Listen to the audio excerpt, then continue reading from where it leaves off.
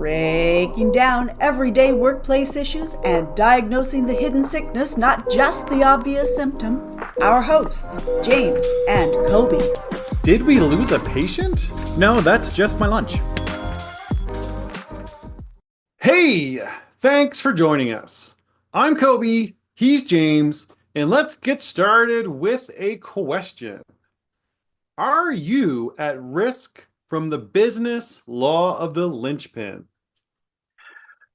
Okay, so first off, I think let's clarify a little bit. What we mean by the business law of the linchpin is that very often businesses will find themselves, they'll inadvertently create these scenarios or situations where they've ended up creating a dependency on a single person, a position, a client, technology, or some other aspect of their business.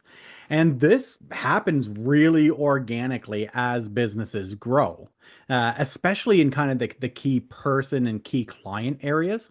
So, what I think I want our conversation to focus on is really kind of diving deeper into what the business law of the linchpin is, what it looks like in each of those different areas, and ultimately, what can you do about it? How can you protect yourself from falling into this trap of the business law of the linchpin? Yeah, so this is a topic that you may sound familiar to you who've listening if you've heard some of our past episodes. So we did an episode kind of at the beginning of our third season, that we talked about kind of common stumbling blocks that businesses Mhm. fall into. And we kind of refer to the stumbling blocks as kind of the five threatening truths of business. And this is one of them, the business law of the linchpin. And really, yeah, like James said, it's really about, when we have these kind of like crucial aspects of our business that we don't properly protect or provide, almost like whether it's redundancy or systems or processes around these really vital pieces, and not by not preparing them or not insulating those aspects of our business, it puts our stability and sustainability Mhm. at risk. And yeah, it can be a few different things. Or actually, there's lots of different ways that we can create linchpins, but I think for this conversation, we'll probably kind of stick to more the people type of linchpins because that's Yeah. kind of our, that's kind of our forte. But again, it's something that, we need to be aware of the dangers that kind of come from having a linchpin in your business. And kind of it can look like, when it's a person, it can look like what happens if we over leverage that person or we overstress people, and kind of the risks of, having people that are so essentially vital to the operations of a business that we haven't, again, like build any kind of protections around. That if, bad things were to happen, like the old if you hit by a bus type of scenario, but more realistically, if they were to burn out or if they were to Yeah. get picked up or swooped in by another company and they were to leave, there's lots of things that could happen that could cause you to lose your linchpin. Yeah, I mean, there we see the key person piece playing out in a number of different areas, from both from an employee, but the business owner themselves can Mhm. be the linchpin, right? They can be creating a dependency. The organization can depend on one person, and that can be the business owner, which it sounds counterintuitive in terms of, well, why is that a problem? If I am the business owner, why is it a problem that my business relies on me? Well, it's not a problem that your business relies on you. It's a problem if your business relies solely on you. If Right. you've created a situation where all of the knowledge, all of the vision, all of the understanding of how the different aspects of the business works, if that all corporate knowledge rests with one person, regardless of who they are, it puts the business itself at risk. We see kind of the key personnel, the employee side of thing, probably more, just as commonly, if not more Yeah. commonly, Yep. especially in early stages of business growth. It tends to show up very prominently in like sales roles, Yep. where you have a high performing person who is out there hustling and driving a lot of business towards you, which is phenomenal. If you're in that Mhm. situation, congrats. That's a good place to be in. Yeah. But the challenge comes with how much of the sales process is process related, how much of it is the individual.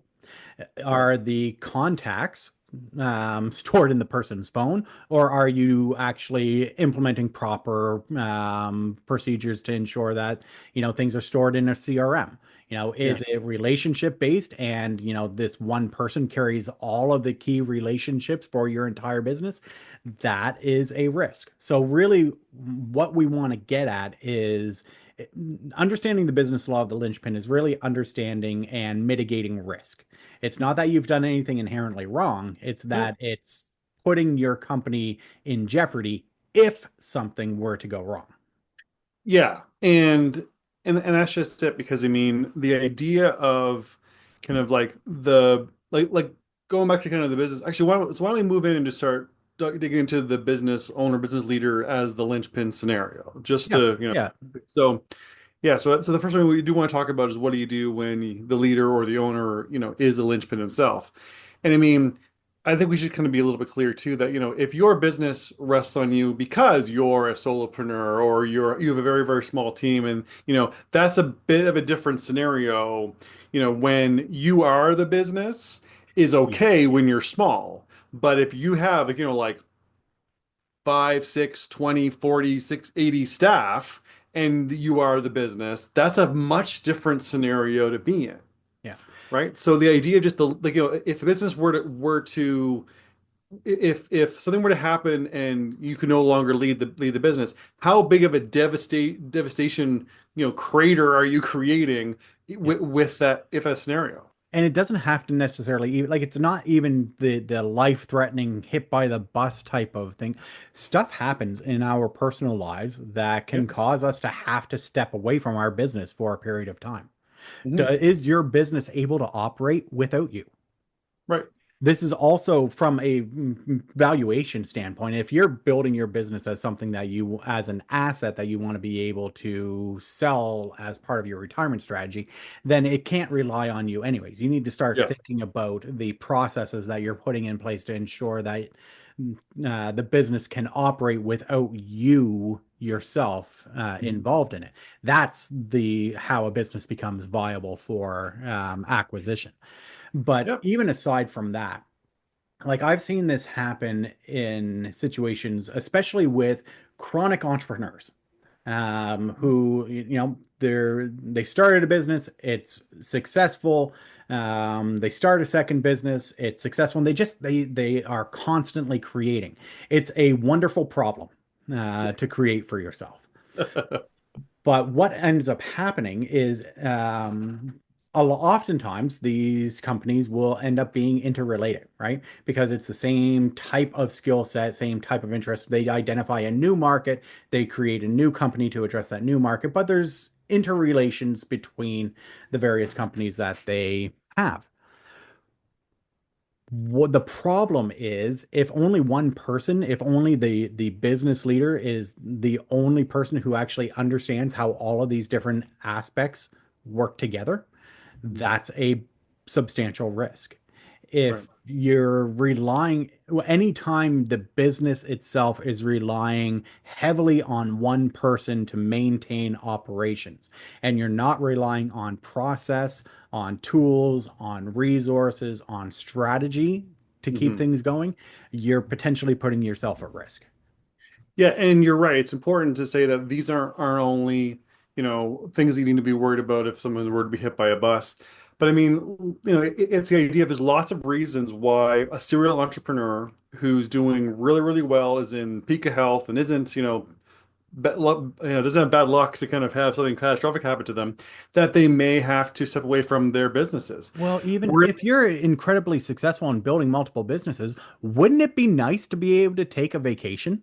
there's that too. Take a month Sure. off and have your business not fall apart around you, Yeah, right? So there's absolutely. there's that type of, it's not only a risk mitigation in terms of if something catastrophic happens for your Hmm. own mental health and continued support, being able to take some time away and enjoy the fruits of your labor Yeah. is a huge benefit. But I mean, even things like, if you were to have a child and you Yeah. needed want to take parental leave, or a lot of entrepreneurs, that have kind of mid-career are also in the sandwich generation where they have their aging Yep. parents and they have to dedicate more time to them. And so I mean, there's lots of life out there that can keep a serial entrepreneur or an experienced, successful entrepreneur from being able to show up at their office or at their work every single day. Yeah. And that's just a reality, right? Yeah, and it's really what we want to get at is helping you to plan for these eventualities because these things are something is going to happen. Hmm. Nothing goes according to plan perfectly. Plans need to be able to change. So if you're planning for kind of this continued growth, constantly building and building and building, you also need to take the time to build the structure that supports that, right? Hmm. If you haven't built the foundation, then you can't. If the foundation's weak, the walls are going to be weak. The roof's going to be weak, Right. right? You need to growth uninhibited is not necessarily a good thing. Hmm. Growth planned for is wonderful. Yeah. I think we talked about in the episode where we talked about kind of the five threatening truths where we were referenced the law of Linchpin. We talked about a kind of a story of like an entrepreneur that we know who has multiple businesses that are kind Yep. of all interrelated, very highly technical and that kind of stuff like that. And this person, man, I don't know when they ever sleep. But like, they do such a great job building this successful business with lots of people that really enjoy working there, and it's a very positive environment. They're doing so many things right, but it's just the exact situation of, not planning for life Yeah. puts you at risk, whether that is anything health related or anything family related or just your own mental health and your own burnout. That it's the idea of like if so this person has multiple three or four businesses that they kind of lead themselves, and they do have people in each business that kind of is their main person in that business, but no one sees the whole picture, no one holds all the stuff together. Without that person, there's a good chance there would be a massive crumbling, potentially, like we're talking like 60, 70 people across the different businesses, like a huge catastrophic problem for so many people if this person were to be burned out. Yeah. One burned out employee could set fire to three companies all at once, right? Like, I mean, there's a big problem with that. Well, and that's just it. I mean, they have done a really good job of building some independence from each individual company. Like they've got people that they've empowered within each of the individual companies who, if something were to come up, they are fully capable of managing that aspect. But the way that this person wants to continue to grow and develop new companies and to expand the reach and the services of all of the companies that they own, there's only one person who understands that. Right? There's only one person who sees the big picture, who can carry that forward. And that's not uncommon to have one visionary, Yeah. right? One person who's able to do the vision casting. But where the challenge lies is if that's never articulated, if that vision is never shared with anybody else and it's just held in the head of one individual, even if that is the business owner. Mhm. So, like you're right. They've done an excellent job in many, many areas, and they've grown several successful companies, each of them individually profitable. Together, they are collaboratively quite profitable. But now it's time to look at not only how do we make each of these companies resilient, how do we create some resiliency for what we are building for in the future? Yeah. So if you're listening to this and you're wondering, okay, this stuff makes a lot of sense. This stuff sounds, like good advice, but how do I know if my role is that vital? Like if I've created a linchpin for myself, because it's hard to see it when you're in it. Yeah. Yeah. And one piece of advice we often give to people when they kind of ask that question, like, when should I be concerned about creating a linchpin, is we kind of say, well, most entrepreneurs, most business owners have, life insurance, Mhm. right? And we kind of say, if when you're going for your life insurance, likely someone talked to you about like key person, key employee, key role, I believe is actually the language.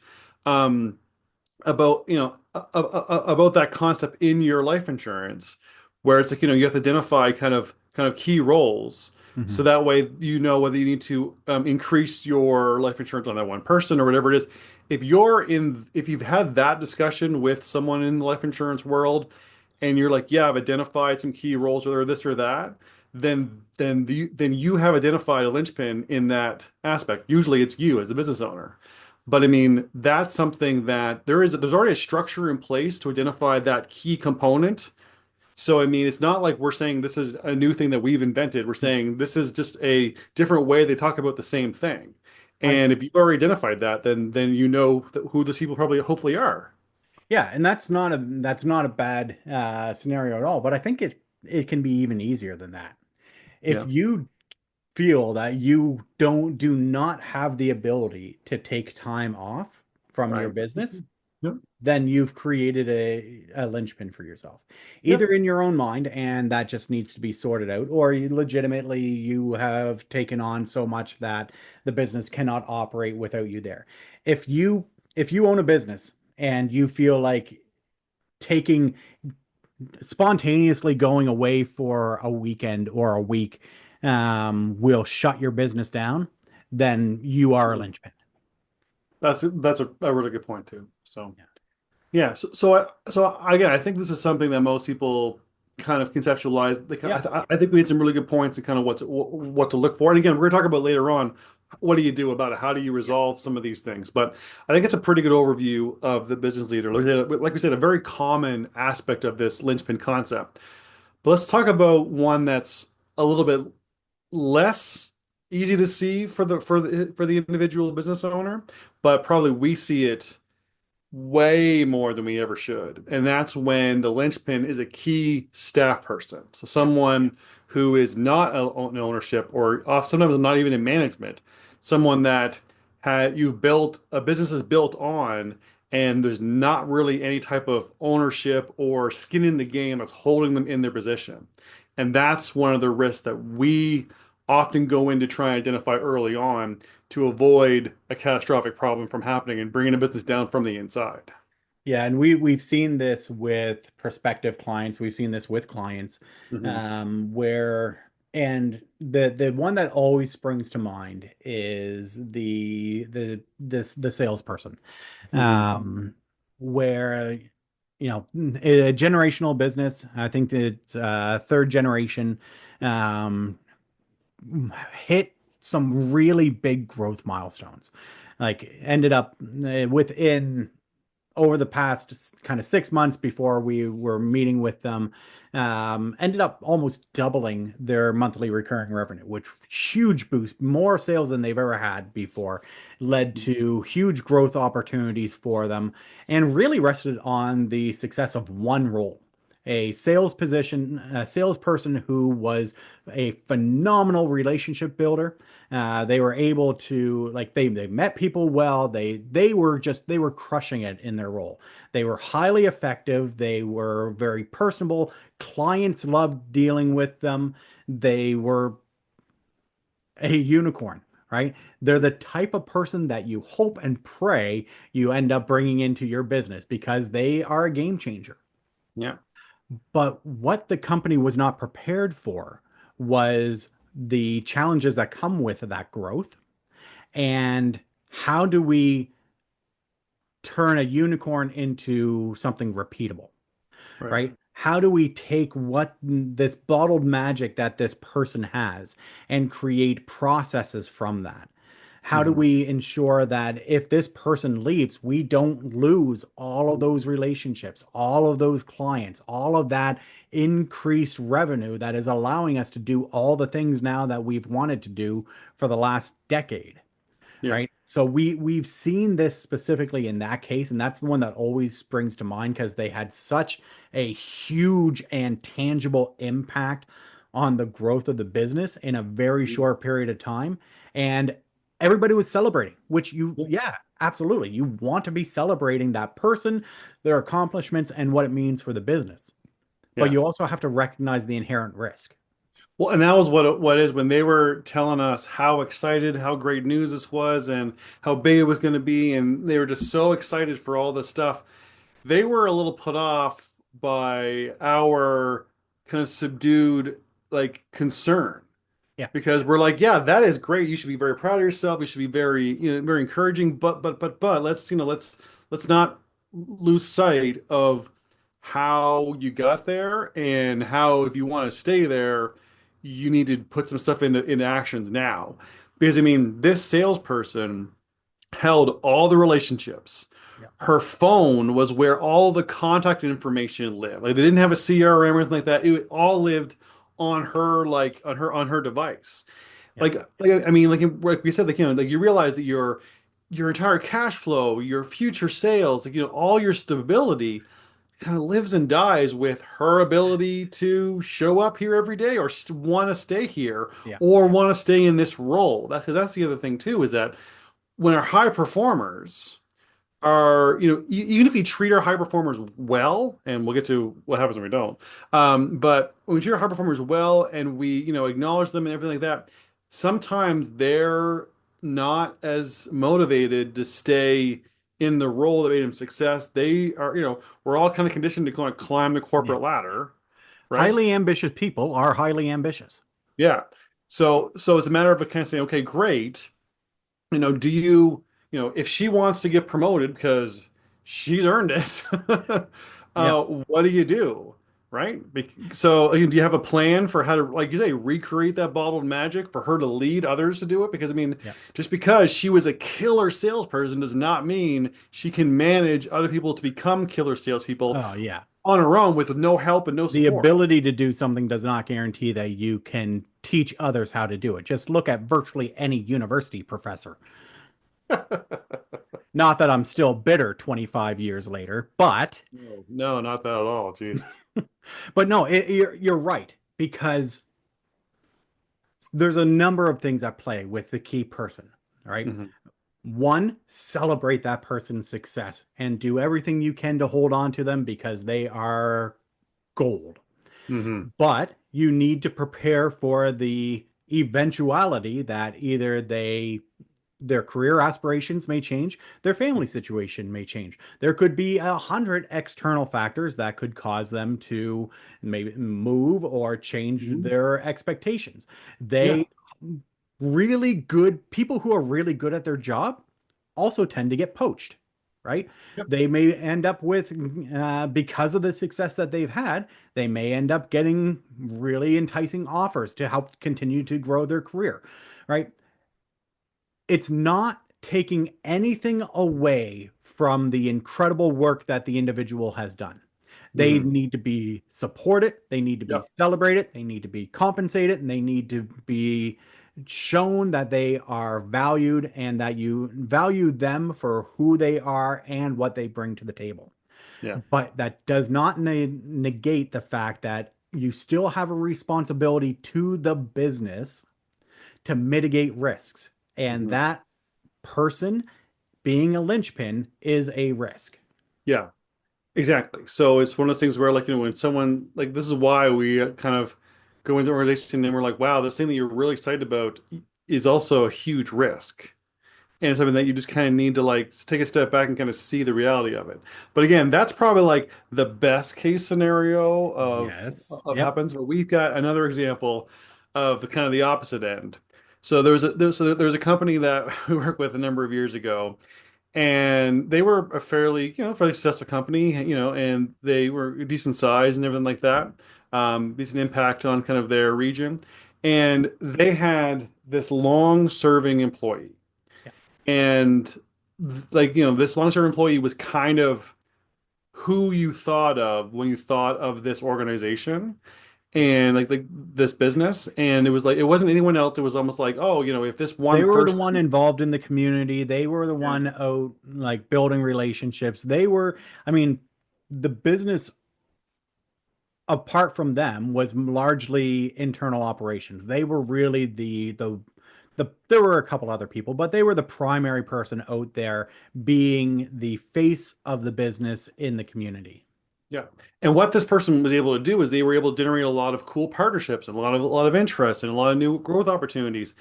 And so what the organization would do was when this person, this key person would generate some kind of new avenue or a new market segment, they would often the company would hire someone to look into to manage that section. And what was happening, and it was that the new people brought in, unbeknownst to this key person, were being paid more and had better and kind of were provided for far better than this long-term staff. Yeah. Because sometimes we don't like the most dangerous linchpin is the one that we don't notice because they're there every day. They're just part of the they're just part of the organization and they're part of the Part of fabric the of the. fabric of the business. Yeah, Yeah. absolutely. And we almost like we don't see them because they're almost like camouflaged by all that's kind of around them. And often they haven't had a pay raise in a long time, and their workload has increased kind of subtly or gradually, and their impact is something that you don't really notice because you take them for granted. And that's the key with this piece is that what happened in this scenario is the person found out like eventually the people who were hired ended up being hired and reporting to this individual Right. who found out that who got dumped with managerial responsibilities for the first time with no increase in salary or thank you, just hey, you're gonna take care, you're gonna be responsible for these people since you know the project so well, since you know Right. the players so well. Hmm. How does that make an employee feel who dedicates years to the success of a business to the point where they're able to hire new people because of all of the cool things that they've done, but the new people are brought and it's not the new employees' fault that they are brought in at a higher salary. And Hmm. but so you now have new people joining the organization as a direct result of your work who are getting paid more than you while they report to you. Like it Hmm. is incredibly insulting. Yeah. And as they found out, a massive liability, a massive risk.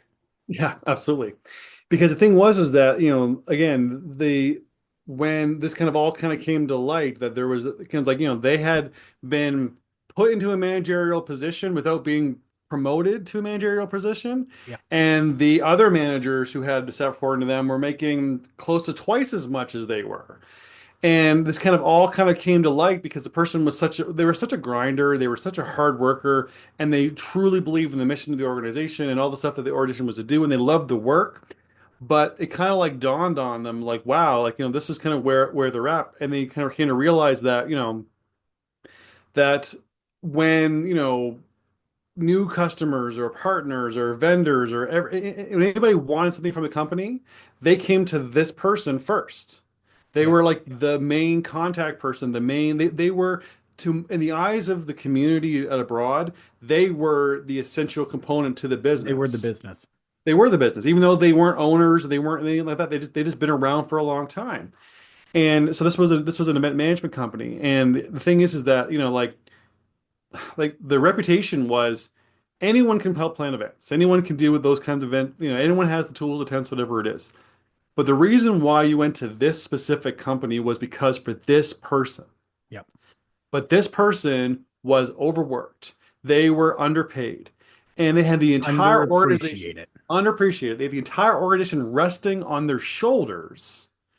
And nobody really put any real thought into what does that mean for the stability and the sustainability of this business. Yeah, and it doesn't have to be that drastic for it to be a linchpin. Right. Those types of scenarios are present in a lot of small businesses, right? Hmm. The linchpin happens very organically. It happened very organically in the sales position. It happened very organically in this event management business. It happens because we don't take the time to take a step back, plan, put some structures in place and supports to make sure that the people who are doing the work have what they need to be successful. Yeah, exactly. And that's the whole idea is like when we and this is kind of the idea when we're too focused in our business every day, we often get blindsided by the threats Yeah. that are not in the narrow tunnel vision that we have in trying to stay in the organization in the business every day. Yeah. And that's problematic. So, Yeah, and that's small business life for a lot of small business owners. It's yeah. by necessity you are working in your business. Mm. But to grow and to protect yourself, you need to be able to take a step back, get out of the weeds, and stop working in your business and start working on your business. Yeah, absolutely. All right, so let's talk about one more type of linchpin that we commonly see. And I mean, there's a bunch of other ones, but this one's really important to dig into a little bit. And that is when the linchpin is a key client Yeah, or a key contract. yeah. And it's funny because just like the unicorn salesperson, you wouldn't inherently think of this as a threat, as a bad thing. Mhm. To have, so what we mean by kind of having one key client, one key contract, we've worked with a lot of small businesses, and one of the things that we often evaluate is kind of where their contracts or where their client base lies, because we get really worried if we see more than like 40% of a company's revenue coming from any one contract or company. It puts an awful lot of pressure on maintaining that. Mhm. And well, it's 2025. We've seen what can happen with global disruptions into trade. Um, there's no guarantees that those even long-term, long-standing contracts are going to be around forever. And businesses end up almost relying on them for way too much. We've Yeah. seen it with a lot of different companies. One of the things that I have to give a shout out to is working with Michelin Canada years ago. Like they recognize this. They intentionally try to support a lot of small businesses in their supply chain, which show good for them because it helps build the local economies around their plants. Which, in anyways, they've got a really great mindset around local supply chain supporting small businesses, and they have policies around their suppliers can't have the Michelin contract cannot be more than 40 to 60% of the business's entire revenue. If it is, then they actually will encourage the company to look at other business development opportunities, because they don't want these businesses relying solely on them, because they can't guarantee that the contracts are going to be around for the next 5 years, 10 years, 20 years, right? The business needs to be successful, not only because they have one contract.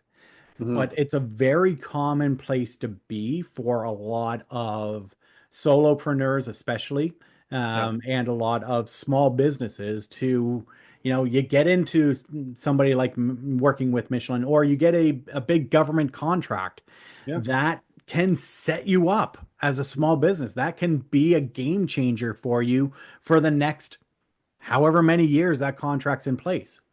But Yeah. what we see is people resting on that. Mhm. Yeah, those things are so transformative. Yeah. But again, I guess maybe the story is, James, we're just always pessimists. Maybe that's all this is. Everyone's always optimistically excited about all these unicorn employees and these growth opportunities and these great contracts, and we're like, well, Mr. Pessimism here says you're putting yourself at risk. But the reality is, when you have these transformative contracts or clients that set you up and you're like, you can make bank just off this one piece. Yeah. That is so exciting. That is so transformative. That is such a big deal. But again, the natural consequence is you basically tied, Yeah. while that's 60-40% of your business, you've tied that, your business's success to that one thing. And again, global supply chain, anything like that. I mean, we had a client recently who they relied on government funding Yeah. from through one of their programs to Yeah. be the essential component of their cash flow. And this was an American company, so I think you know where this is Relying going. on a government subsidy, Yeah, which and prior to yeah, 2025 was secure. yeah, exactly. Yeah, that all of a sudden all of these government, subsidies and funding programs and these elements were gone, and the business is really teetering, in a very precarious position right now. But I mean, that's what happens when we don't kind of diversify the way that we stabilize our businesses, right? And I mean, another good example is I remember there's a business that I remember the owner, it's second generation business. When he inherited from his dad, he inherited the business with this massive contract with this huge organization that was nearby, and their purchasing of this high-end product was substantial and annual. I think it And was like 80% of their total I think it was revenue or I something. think it was like at least 80%. But Yeah. but because of the nature of this big purchaser, this big client, that probably they could rely on the stability of that. But and this business has been around for, well, again, it was a generational business Second that's been generation. around for 30 years or so. But I mean, like the owner has no real interest in business development. Everything's kind of same old. Like, it's almost like he rubber stamps the invoices and just kind of like, everything's just so reliable, so consistent. And that's amazing until it isn't. Yeah. And the big thing here is we're not saying that you should not pursue these massive contracts because they are transformative. They Yeah. will help you achieve things in your business at speeds you otherwise would not be able to. Right. You have to make hay while the sun's shining. Absolutely. But you also need to recognize that these massive opportunities come with some inherent risks associated with them. So, your job as the responsible business owner is to mitigate risk. You can't eliminate it entirely, but you No. can take steps to begin to mitigate the risks to your company, whether it's from a key individual, whether that's you yourself are putting, are your company relies too much on you, or whether your company relies too much on a single massive client. It's not inherently bad, it's inherently risky. Hmm. Yeah, absolutely. So I think let's move right into, okay, so I think we've scared people enough. What can we do about Especially if they're watching the video. it? Oh, but we should also kind of mention there are other things kind of briefly that we should just kind of, it's not just about people and clients. Sometimes it can be technology pieces. It can be, there's all kinds of different stuff that's not just people side of it. But we only want to focus on this one area. But we just want to kind of say we haven't listed the only three Yeah. linchpins there are. This We is a just listed, non-exhaustive list. yes, exactly. So I just kind of want to highlight that before we move on. But yes, so James, what can we do about it? So let's start again with the business owner. So if you are if you're the owner of a growing business and you're recognizing that, you're stuck doing a lot of the daily things just to keep the business running, what you need to do is you need to build a team around you. Mhm. You need to start empowering people to take things off your plate. You need to delegate, you need to build a team, you need to build a what we typically refer to as a senior leadership team, right? If this is possible, If it's not possible for you, then you're probably still in the early growth stages, right? Where you're still reliant on doing all of the work yourself and you probably have a small team. But you need to find ways to start offloading some of those responsibilities, whether that's through fractional support, interim support, whatever that may be. We've talked about these different strategies before. Let's take the more common example of the business owner that has a lot of irons in the fire and has a lot of things going on, like the scenario that we looked at earlier. The best thing that that person can do is to and take those people who are kind of empowered to make decisions within each individual business and turn it into a collective leadership team. I would probably do a little bit of restructuring with the advice of an accountant to create a parent company that's responsible for those things and have those employees actually be employees of the parent company, but responsible for the individual companies within their domain. Then the business owner takes that visionary role where and maybe leading one of the companies and continues to cast the vision forward. Then they're able to share that with their leadership team and share the responsibility so that it's not about making other people do all the work, although that's one of the benefits of being the boss. You should take advantage of that if you can. Sure. It is about making sure that no one person is the only one who sees the whole picture. So if you, from a leadership, from a business owner perspective, you need to build a team around you. And what that looks like is going to be different based on your specific situation. But there are ways of accomplishing that. You need to find those people who you can empower to do the day-to-day work so that you can continue to focus on building your business, continuing to grow the operations in a way that does not create these types of liabilities. Yeah. Yeah, so this could look like, your leadership team that you build could be, you as the owner, maybe the heads of each of the individual companies or the individual divisions or departments, but also maybe an executive assistant whose Yeah. job it is to know the business, all the businesses as well as you do, and maybe even a chief of staff. Yeah. Like roles that are about seeing the big picture, that are about seeing kind of the needs of all the people involved and kind of the intricacies that, and honestly, like something like having someone that knows the business as well as you do, all of it. Yeah. And but I mean, which might just be nice to have someone you can talk to that fully gets what you're talking about, right? Like, wouldn't that be nice? Well, I Because I'm mean, sure. that is a legitimate benefit of having a strong leadership team is Yeah. having people who, while not necessarily peers, Hmm. they understand enough of the picture that you can share your concerns or your frustrations with. Yeah. I mean, it's not that type of structure is not that dissimilar from a large corporate entity with multiple departments or divisions, right? Yeah. To create taking what could be individual silos, which we see it in a lot of corporate Mhm. structures as well, but ensuring that they're coming together to so that those companies or those divisions or those departments don't remain siloed, that they're Right. communicating, that they understand not only the specifics of their responsibilities, but how what they do also impacts these other areas and helps to drive the entire vision and mission forward. Mhm. Absolutely. Yeah. And when possible, as the leader, owner, whatever, you just try and get as much get away from the weeds, get out of the weeds as much as you possibly can, right? Yeah.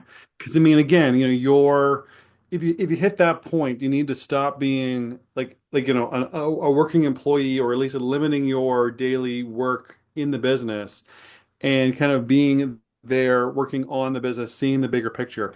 And it's if you're the owner, there might be stuff you love doing, that's in the business. I mean, Yeah. that's the benefit about being the boss. You can keep as much as you want, but ideally, you want somebody who's steering the ship but isn't steering the ship alone. You want a first mate, right? Yeah. So, yeah. All right, so let's move on to the what do you do about, having key staff? For staff, it's a bit of easier answer, honestly. Mm, It's about creating processes and structures around them. Creating, so let's look at the first scenario that we talked about, the with the salesperson who was just phenomenal, right? mm, It's going to be really hard to recreate that person, but you can recreate the process, right? mm, You can ensure that the work that they do is captured somewheres, yeah, that your client list does not land solely rest in that person's cell phone, right? mm, You need to create some systems and some structures around how that work gets done, not limiting what that person's doing, but making sure that, again, all of the information, all of the success does not rest on one individual. yeah, With that, somebody like that as well, I would also start to try to put a team around them. I would, if I had somebody who was that good at sales, I would probably bring in a junior person to work with them, to learn from them, to mm, try to recreate. And I mean, everybody, especially in sales, it has to be authentic. It has to be true to that person. But there's still a tremendous amount of that somebody can learn from watching and experiencing and being trained and coached by a very skilled salesperson, right? So I would start in those types of, it's all about mitigating the risk. And the mm, risk, first, you have to identify what the risk is. Then you need to put strategies in place to ensure that you're mitigating that. So if the risk is loss of client list, then you create systems, CRMs, tracking to ensure that you have all that. If the risk is that if this person's leaves, you have no sales person, then in sales it makes a lot of sense because they're generating more revenue than you're spending on their salaries. So bringing another person in to work with them should be very feasible if you have an exceptional salesperson. So right. don't use that as an excuse. Uh, Yeah, and the other thing too, though, like just to one thing that might not hurt to take a little bit step back is that, you know, sometimes you when you have that kind of major growth, one of the things that, like, like in an example, one thing we often recommend is, okay, if you're seeing this excellent growth and you're seeing this excellent process going in place, one of the things that might seem a little bit counterintuitive, but is very a good idea, is to have an organizational review. Have someone kind of come in, yeah, look under the hood, and kind of make sure that you're built for sustainable growth. yeah, Because if you've seen a big growth like this and you haven't identified that this one person is a linchpin, having someone come in and kind of say, let's look at everything, how everything operates, that's maybe how you find this linchpin or another linchpin or multiple ones. But like having someone kind of third party to come in to review to find these linchpins and find the missing gaps around processes or all yeah. the other kind of pieces, like saying, oh my gosh, you realize everything's on this person's phone. These are important things that you're going to want to know. So I mean, it's a little bit of a step backwards from what you were saying, but I think it's important to know if you're not too sure if you have this key staff or you're thinking you might, an organizational review is probably a great way to verify that. And that's a good point because, I mean, in this exact scenario, the one of the unintended consequences of this person's success was, I mean, yeah, it's great that their sales nearly doubled, but they were manufacturing a product Yeah. and they didn't have like, so is the company actually ready for that type of growth? Can you deliver on the promises that this salesperson has made, right? So yeah, you're right. A that type of rapid growth needs to be investigated, not investigated as to why and how, although that is important, but can we actually deliver on it? Do we have the structures and supports to make this sustainable rather than just a flash in the pan? Yeah. Yeah, so just kind of to kind of tie off this one because I want to go over our time, but I mean you want to make sure that like you said about if you're able to kind of train juniors to kind of get caught up or whatever, that having a strategy around that kind of stuff. The talent acquisition or talent mobility strategies can be very helpful. You want to do things that reduce burnout risk, like I said, give them a team, but ultimately you want to make sure that you're treating them well enough to stay and also stay healthy and keep delivering. Yeah. So those are kind of all the things that you're going to want to do too. Now, the last one is about what you do when Linchpin is a key client. And I think broad answers is diversify. Yeah, I mean it's the easiest one to answer, not the easiest one to do. Or the Uh, hardest one to do. well, it really depends on what your skill sets are. Like if Yeah. you are not somebody who enjoys business development and sales, it makes a lot of sense why you are comfortable relying on one big contract. It's Yeah. easier and it's Hmm. more comfortable and it's satisfying to land those big contracts. Yeah. But you need to mitigate the risk. You need to diversify. You need to, hey, if you've got a great contract like that, take some of the profits and invest it in somebody who will do the business development for you.